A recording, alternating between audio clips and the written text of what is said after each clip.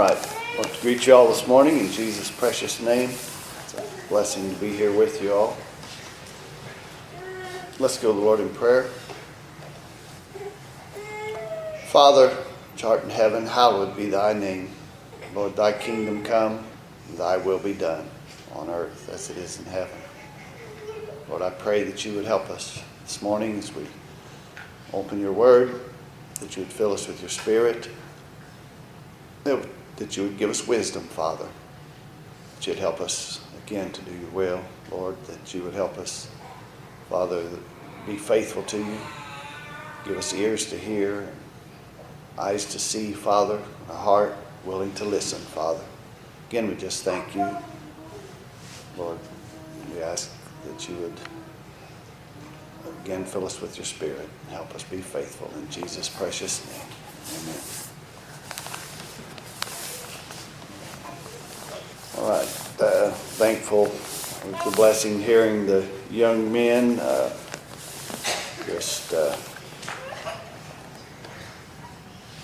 talking about making decisions, and appreciate that some of them brought out that the Bible says to ask the Lord for wisdom. You know, that's just a simple thing, but the Bible tells us over and over that he gives it freely, and there's nothing, all we have to do is ask for it. You know, we have to make the decision to use it when we get it, but just thank the Lord that when we ask for his wisdom and we need it, and he gives it. So that's just a blessing. That's just a fundamental thing, that whenever we're making a decision, just ask the Lord for wisdom. And you know, it's something that we don't. Wisdom, like we've talked about recently, is not something you just go around and know you got in your pocket all the time. It's just there when you need it. But most of the time when we don't need it, or don't think about it, or think we're about to need it, we start looking for it and we just feel like it's not anywhere to be found. But when it comes right down to it, it's that wisdom is there if we'll just take it. Sometimes it comes in many different forms.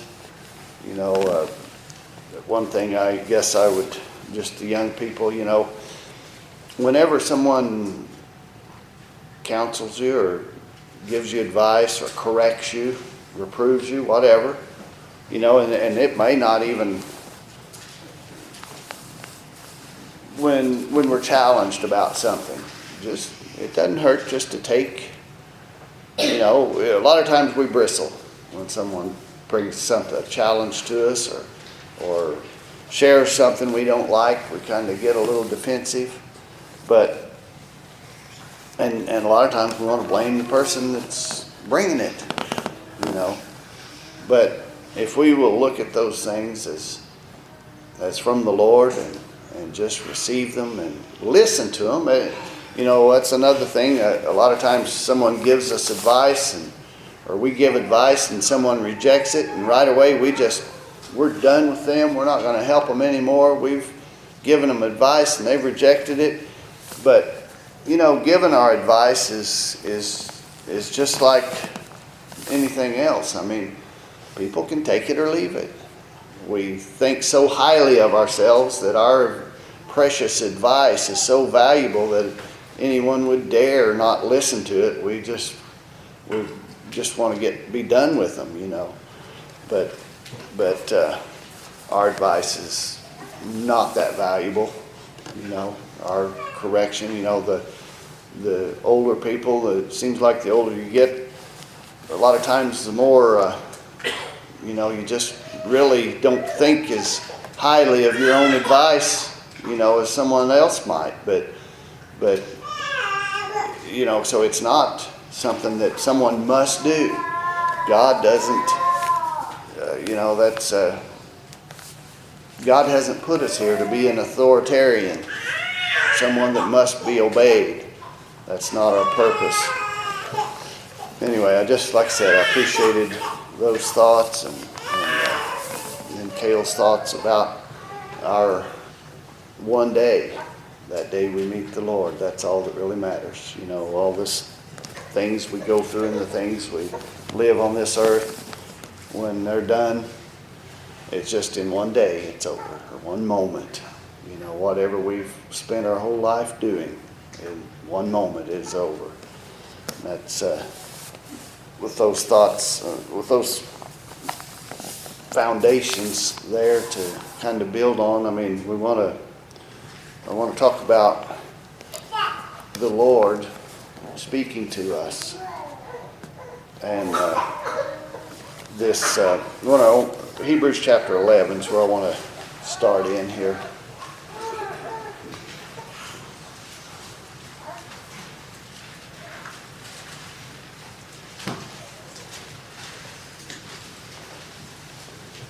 I want to kind of paint a picture here of faith.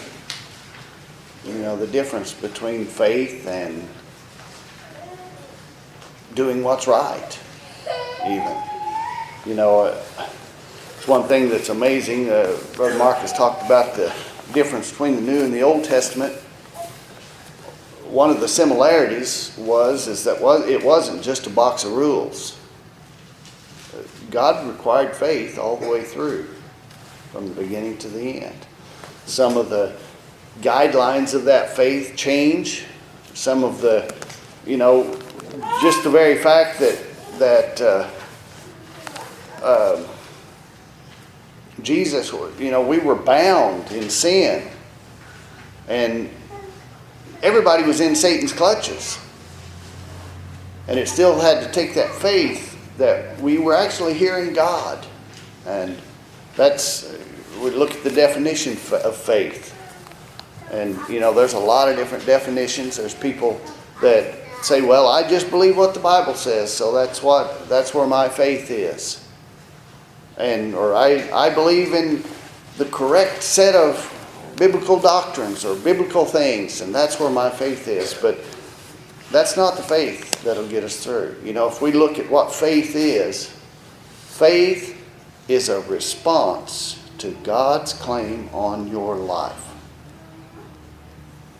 Faith is our response to God's claim on your life. And it's just exactly that simple. You know, the devils believe there's a God. The devils believe that what God says is going to happen. But they don't have faith.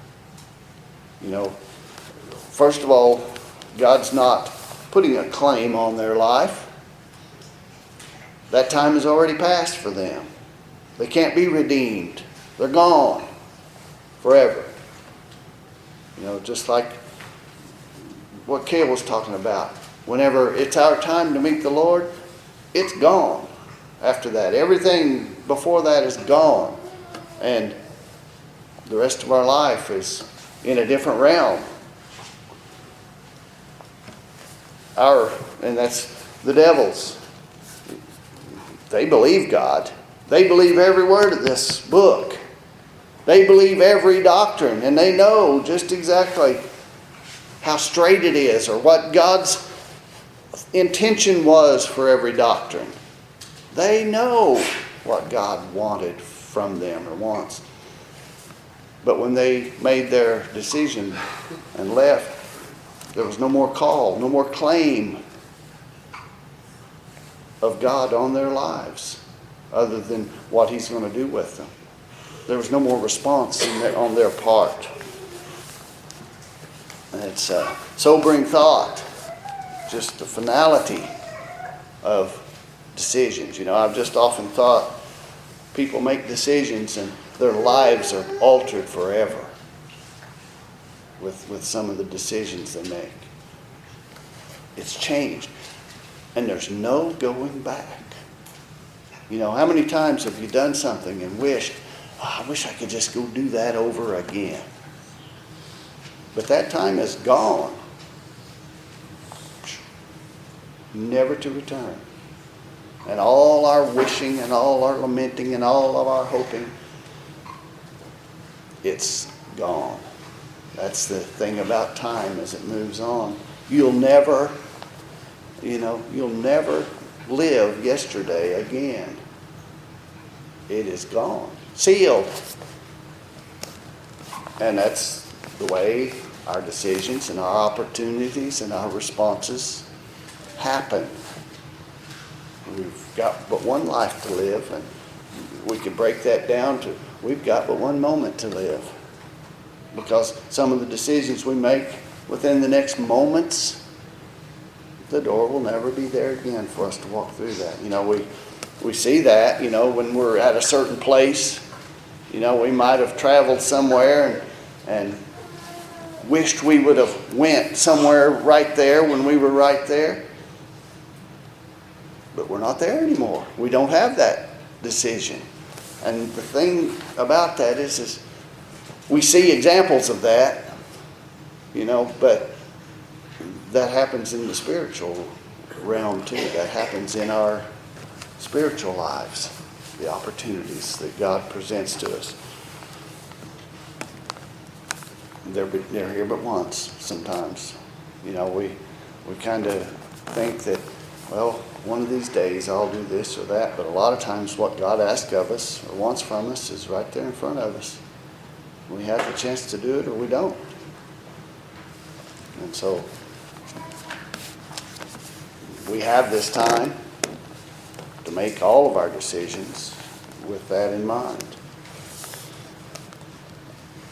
Verse 6 of chapter 11, Hebrews, it says, "And without faith it is impossible to please him.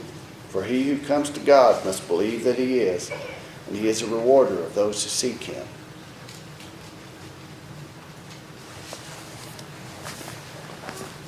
He is a rewarder of those who seek him.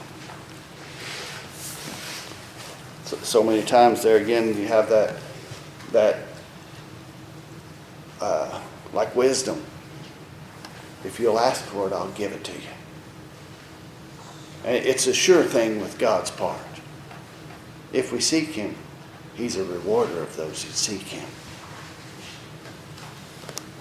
And it says, by faith, Noah, being warned by God about things not yet seen, in reverence, prepared an ark for the salvation of his household. Here's a wonderful picture of what salvation is. A lot of people have the idea that salvation is, it's one time back there 30 years ago I asked Jesus into my heart, and that's where salvation came. Salvation is when God directs us, we respond to it. And then, just like Noah, where's his salvation here? I've given the example that suppose Noah would have taken the modern day philosophy of faith, and Noah being warned by God about things not yet seen, and God told him, build an ark. I'm going to rain and it's going to flood the earth. And what if Noah would have, I believe God. I better just go warn people. And so he goes out trying all over the world telling people, you got to believe God and you'll be saved. And he goes out and he starts building churches and evangelizing and going all over the world doing things, warning people that God is going to destroy the earth. If you'll believe, you'll be saved. And he did that and had revivals and evangelistic meetings and led people to the Lord. And then one day it started to rain. They were all in church having a big revival. What do you think would have happened? He would have been drowned with everybody else. But the Bible said Noah's faith, being warned by God about things not yet seen, it never rained, in reverence, prepared an ark for the salvation of his household. You know what Noah's faith did to him? Faith sent him out to wherever he kept his hammer and wherever he kept his saw. And he went and got his tools. And he started building an ark. And I don't know just exactly how many years it took him to do that. A lot of times we think someone that's heard from God, oh boy, I'd say Noah was out there building an ark, and people come by and started laughing at him, and he probably thought, what am I doing here? Because Noah was just like you and me. He just heard God, and God told him to do something completely ridiculous. We have the idea sometimes, or we see people like this anyway, that God told me to do it, and I'm going to do it. And there's no doubt in their mind. But most of the time I tell people, that's talking to somebody, and when God's told somebody something, you're not going to change their mind in that way. Whenever they've heard directly from God, you're not going to change, and so there's no use to argue with them.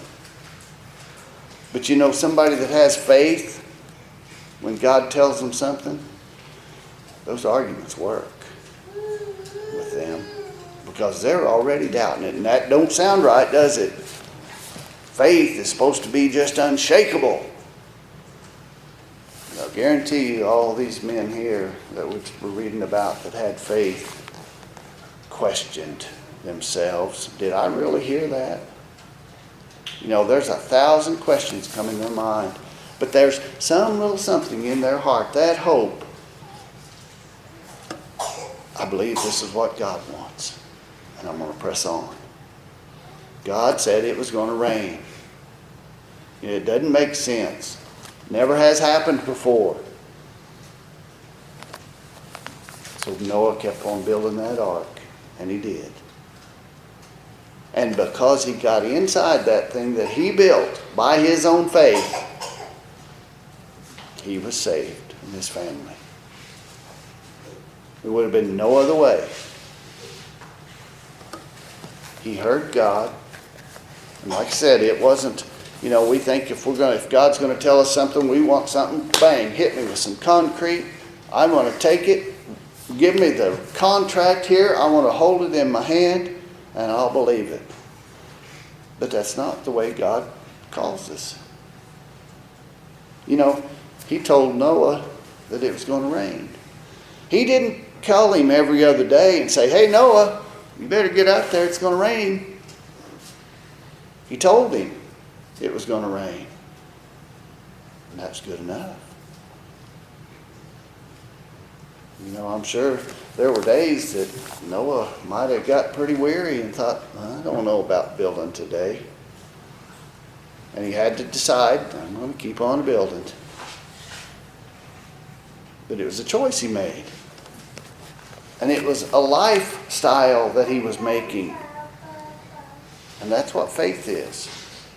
It's not just a one-time bell ringer. It's a lifetime of hearing what God said and doing it. We have people all day long that can say, this is what God said, and live by it, and never have ever really heard God. They're just living by these rules because it's right. There's a difference between faith and just, most of the time the people that are just living by the rules are the surest that they're right. You can't shake their faith in what their rules are because their rules are in something that is absolutely concrete. And it was said by God, but it wasn't necessarily, they didn't have ears to hear it. And it just becomes a law, just becomes a set of rules, becomes a religion. Real faith is something that you have to choose every day. You're challenged, you're questioned. And there's where those sometimes, I don't think it's our responsibility to go around looking for everybody's mistakes. But sometimes even that person that's causing a lot of trouble just going around looking, even they find a gem once in a while, and they might be right once in a while. So when we get rebuked by them, sometimes it's a good thing. God even used a donkey one time to speak to a man. And the man heard the donkey, he listened to him.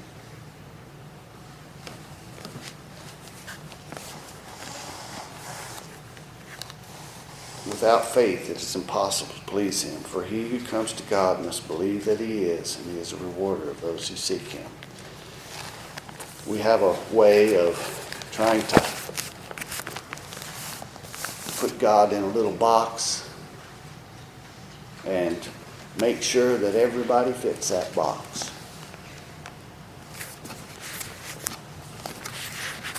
But we're all different. We all think different. We all have different ways, different methods. And each one of us have to stand before God, not with the whole group that we go to church with, but the Bible says we're going to stand before God all by ourselves, naked in fact. In other words, nothing support, nothing to comfort ourselves with other than that faith that we've trusted God all through that. One of the things that we teach the teachings of Jesus, believe them. And I just want to, let's turn to Matthew chapter 19.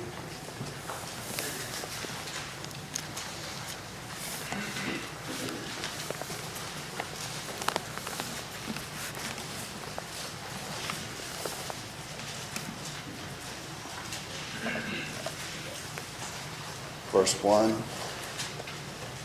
said, when Jesus had finished these words, he departed from Galilee and came to the region of Judea beyond the Jordan. And large crowds followed him, and he healed them there. Some Pharisees came to Jesus, testing him and asking him, is it lawful for a man to divorce his wife for any reason at all? And he answered and said, have you not read that he who created him from the beginning made them male and female? God made Adam and Eve.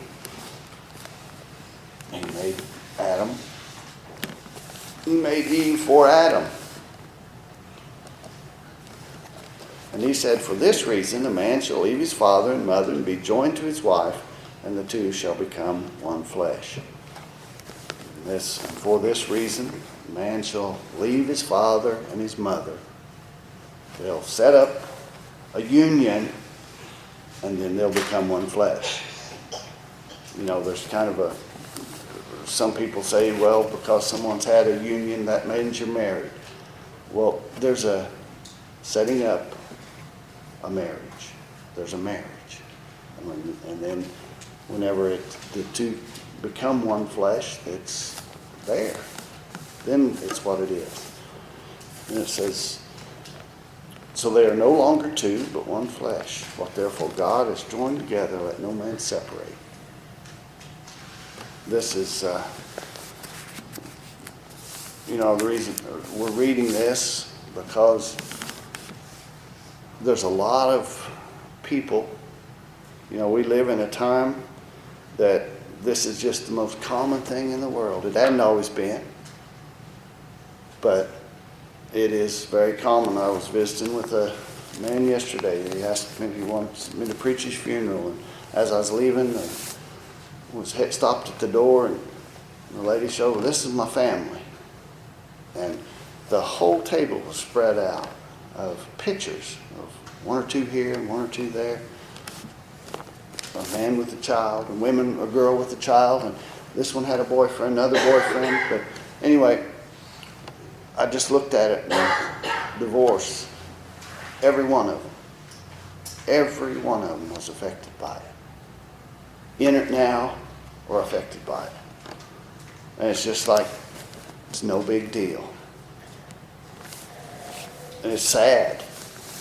I mean, just the things that this does. God intended a family to be together so that there would be security for the children, courage to the father there to raise the children, be oversight. He had a family structure. And you just start mixing, mashing that all around and mixing it all up. And this one had brought two in from there, and this one brought two in from there, and they're all mixed up. And now they're divorced again. It's just plumb chaos. This is a foundational thing from God. From the very beginning, God made them male and female. It's a good thing.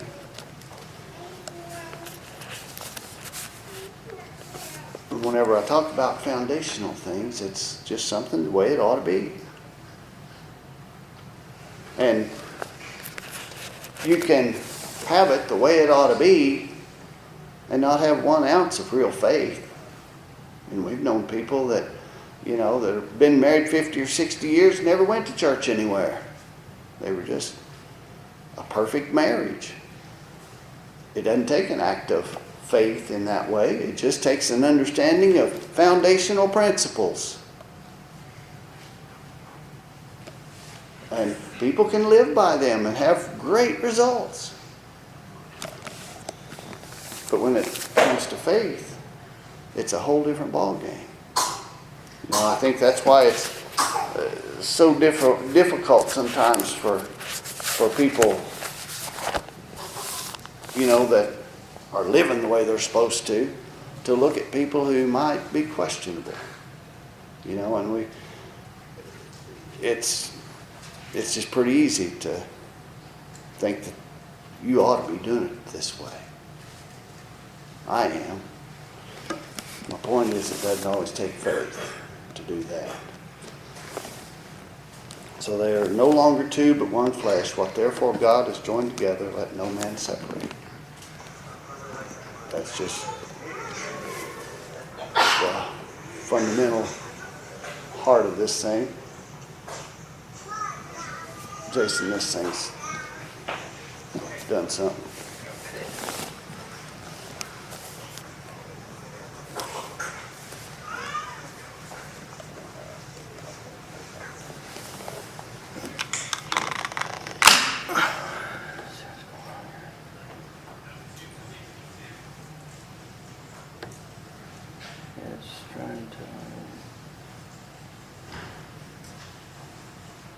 Play it back for you.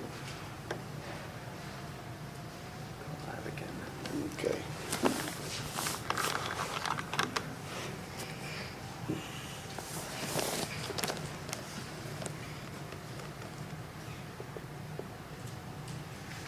Okay.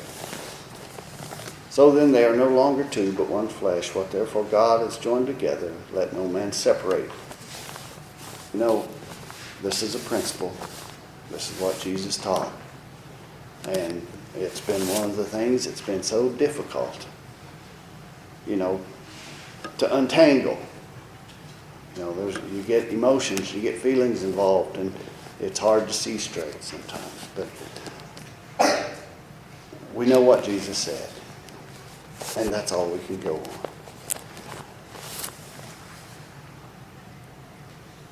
They say to him, or why then did Moses give a gift?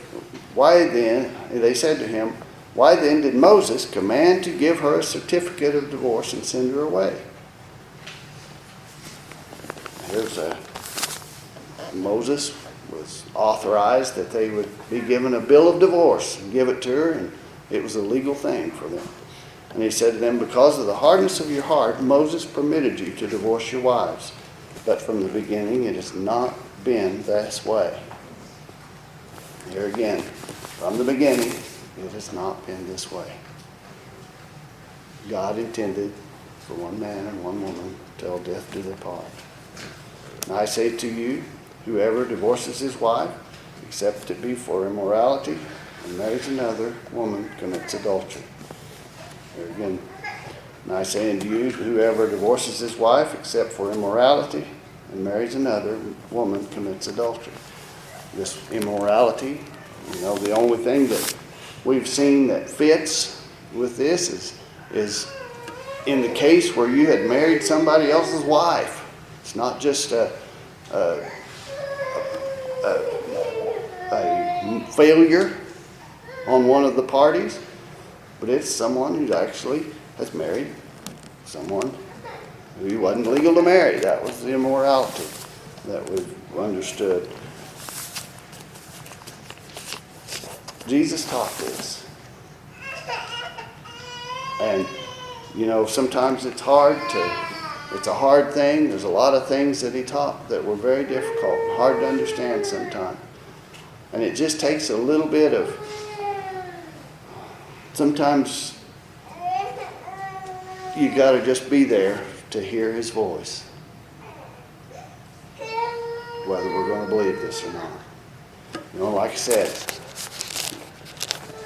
one of the things, it's a foundational thing, and there's a lot of people that can believe it and just be right down the throat of somebody who hasn't. But that is in this situation. That is not the calling that Jesus would have had whenever he was here.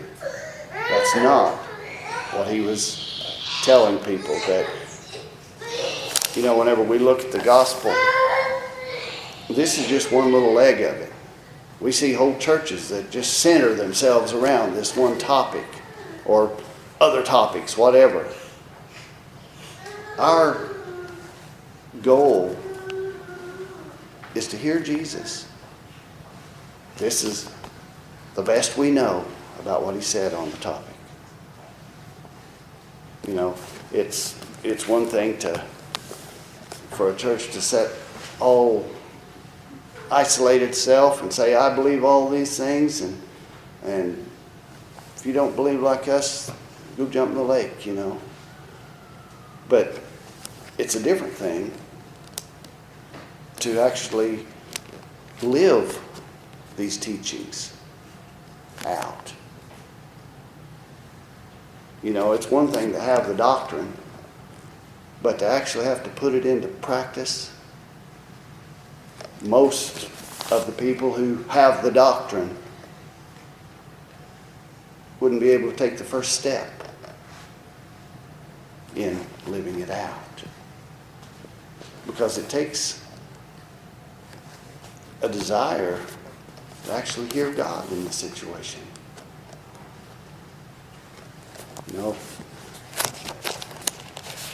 That's why, for me, just to sit down and tell someone else that's living in this situation that their only hope for them is to separate, I can't command anybody to do that.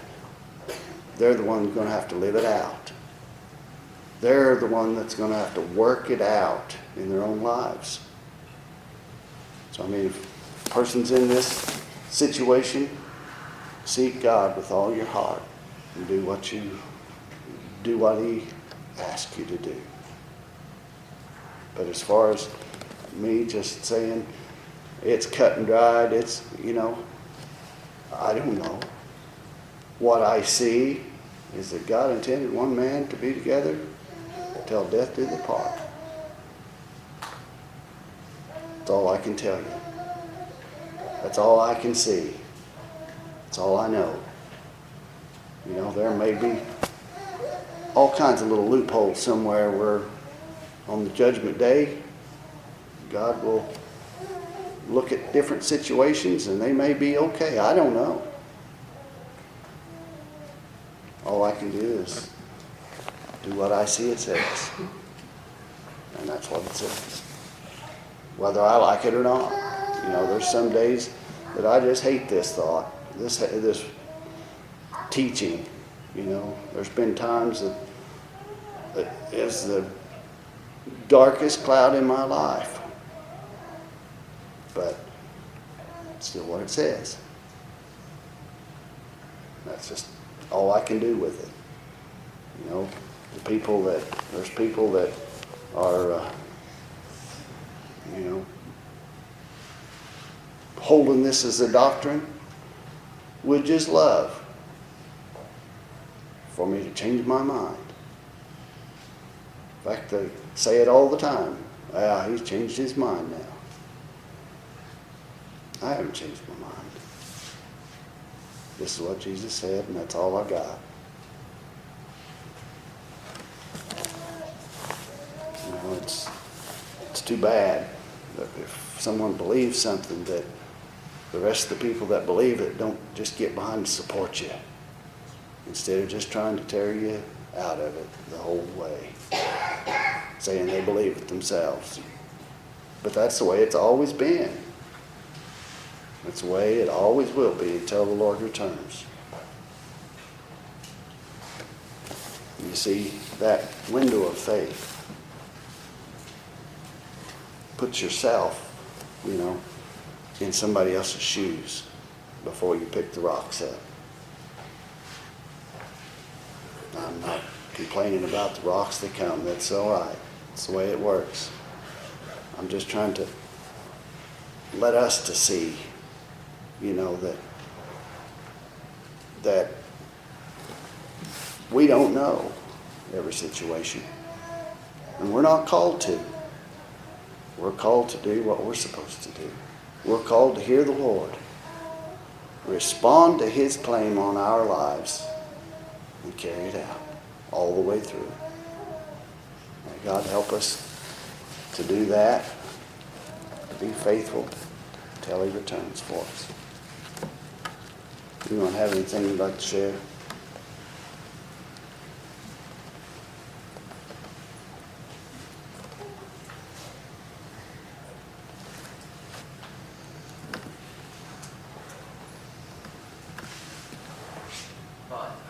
That was interesting about, how the demons, they believe, and they tremble. And we all try our best to get our theology right.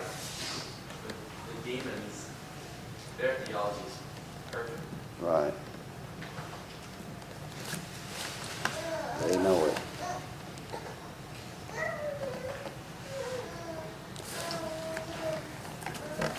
All right, well, Singing at 3:30.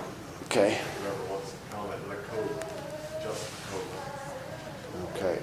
They say between 3:30 and 3:45. Let's just shoot. Okay. All right, well, God bless y'all. We'll meet back here at 6 o'clock, Lord willing. Depart in peace.